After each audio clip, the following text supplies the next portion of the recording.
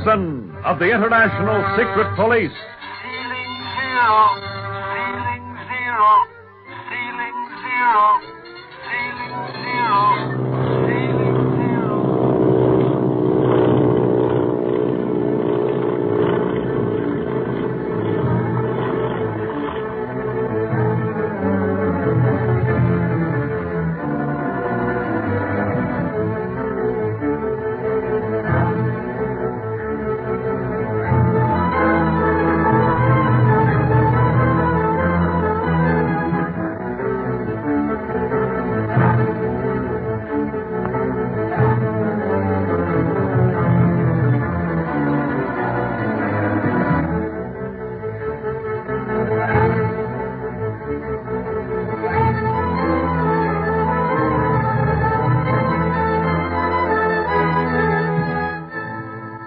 Though the Octopus and Quan Wu were still at large in a secret passage in Dr. Kingsley's house, Speed, Clint, and Barney, exhausted by the happening of the past few hours, snatched some sleep. Barney is restless and awakens Clint as he hears footsteps on the other side of the wall. That means that the secret passage leads into their room. Quickly awaking Speed, Clint stations Barney in one corner, himself in another, and Speed with the door, stuffing pillows in their beds so it will appear as if they are occupied.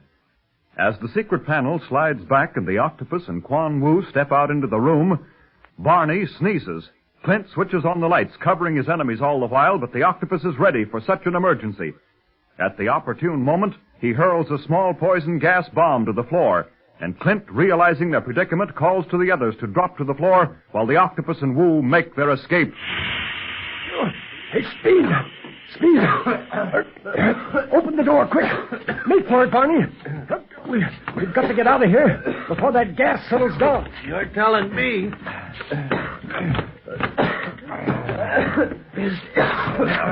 There you are, Clint! And out we go! Well, now to arouse the others. They haven't already heard all the noise. Should I shut the door, Clint? No. I'll leave it open. The draft between it and the window will blow the gas away. Yeah. The Octopus didn't figure on using that cute little gas bomb idea on a windy night. Well, hurry up. Come on. We may nab him yet.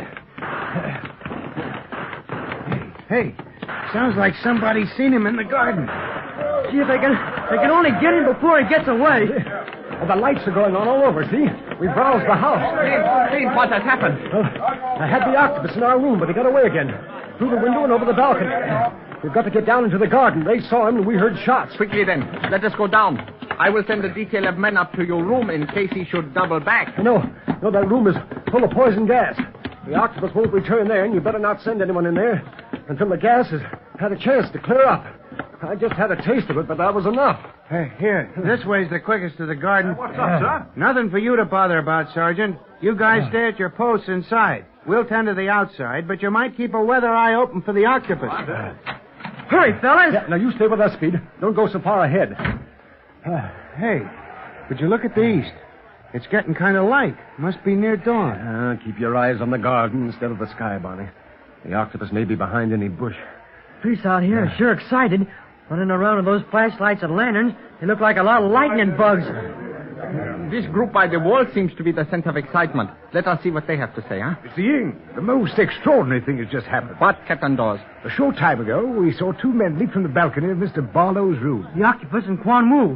Where did they go, Captain? Well, that's the strange part of it. They came directly toward us on a dead run. And Mr. Barlow, you yourself told me the Octopus was up in your room and that we should surround the room carefully while you went for Mr. Ying. I told you? It was your voice, sir. Sure as I'm standing here. It all happened so fast that I was about to obey orders without question when I happened to flash my light in your face. By that time, you'd reached the gate there with your companion. Yeah, then what did Clint do? I saw he had a mask on.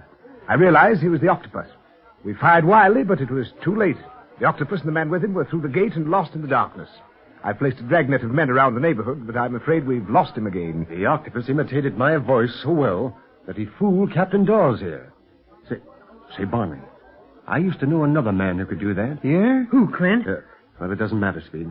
That was a long time ago. But it is strange that the Octopus could imitate me so well when he speaks with a decided accent. Must be phony. It might. It's hard to say. With all that excitement going on, the tone would be enough to fool Captain Dawes. Well, at any rate, let's hope that dragnet catches the Octopus and Quan Wu again.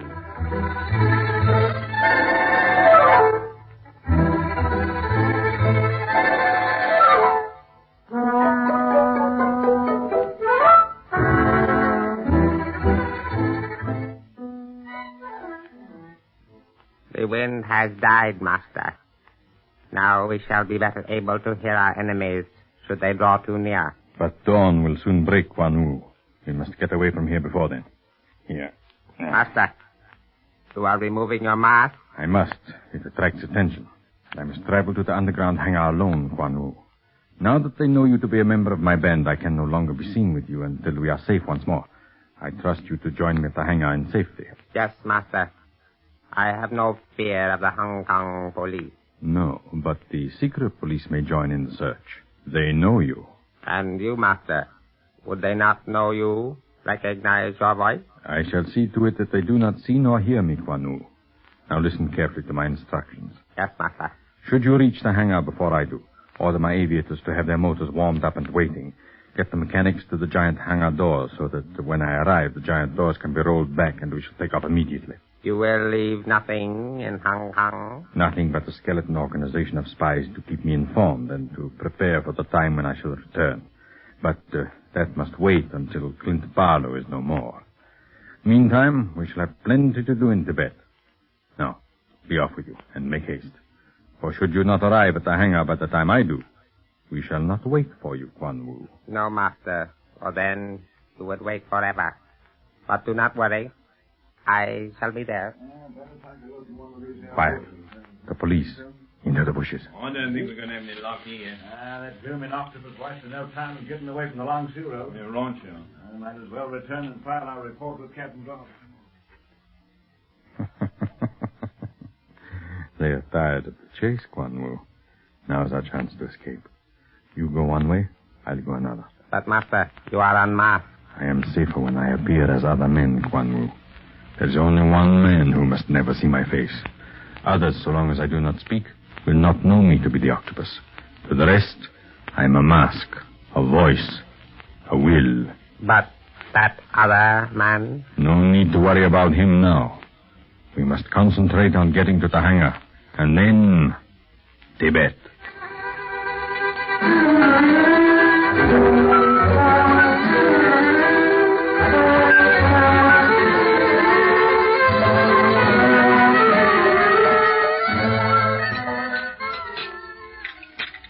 So near and yet so far. We almost got our hooks on the Octopus twice, and then, by golly, he slipped away. Well, we had some bad luck in losing him, but we were lucky to come through it ourselves. Yeah, whoever thought that guy'd have poison gas?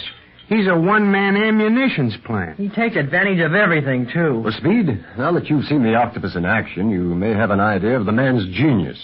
You know what we're really up against now. Oh, he's smart, all right. But you can outsmart him any day of the week, Clint. Well, I haven't done so well so far, but at least we've come close to him. So close that I think he'll be leaving Hong Kong. And the question is, where will he go, Clint? We all believe Tibet. But where in Tibet? I don't know yet. It'll take time to find out. Now, that's where Bob Gilmore is going to prove invaluable. Now, he knew Marcia Winfield's brother well. Knew where the oil surveys were being conducted. Now, I've got a hunch that the Octopus headquarters will be somewhere in that territory. Oil in Tibet. It has never been found, to my knowledge. The country is rich in gold and other minerals, but oil? No. Maybe that's why that oil company that young Winfield was with folded, Clint. Well, maybe, but I think there's something more than that caused them to fold, Barney. No company is going to the expense of surveying wild and little-known territory for oil unless they've had some pretty sure signs of it. Or unless they were using the oil gag as a cover-up for something else. Hey, the kid's got something, all right, Clint. Possibly, but according to the records, that company was perfectly straight.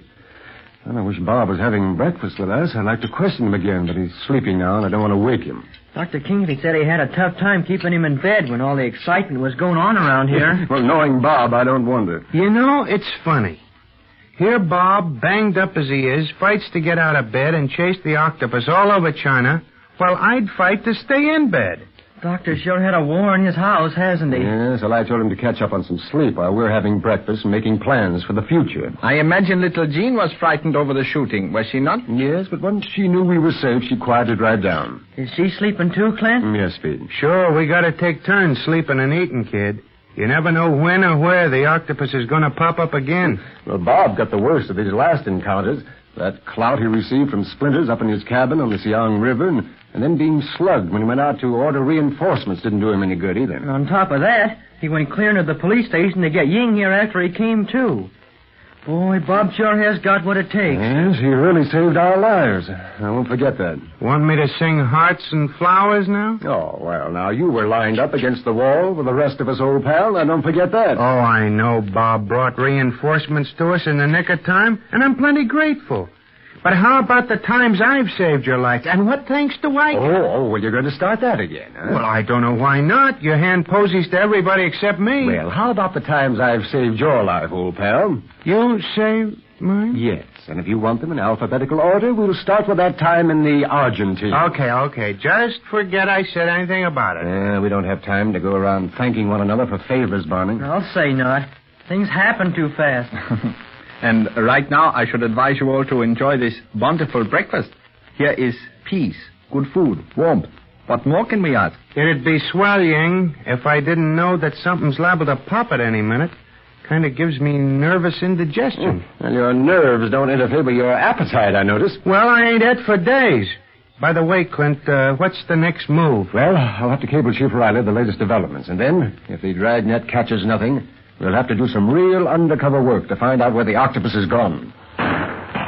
Listen, they've seen something. Perhaps the octopus. Oh, I knew this breakfast was too good to last. And you're wrong about that next move, Clint. It'll be no undercover work, but right out in the garden to see what all the excitement's about.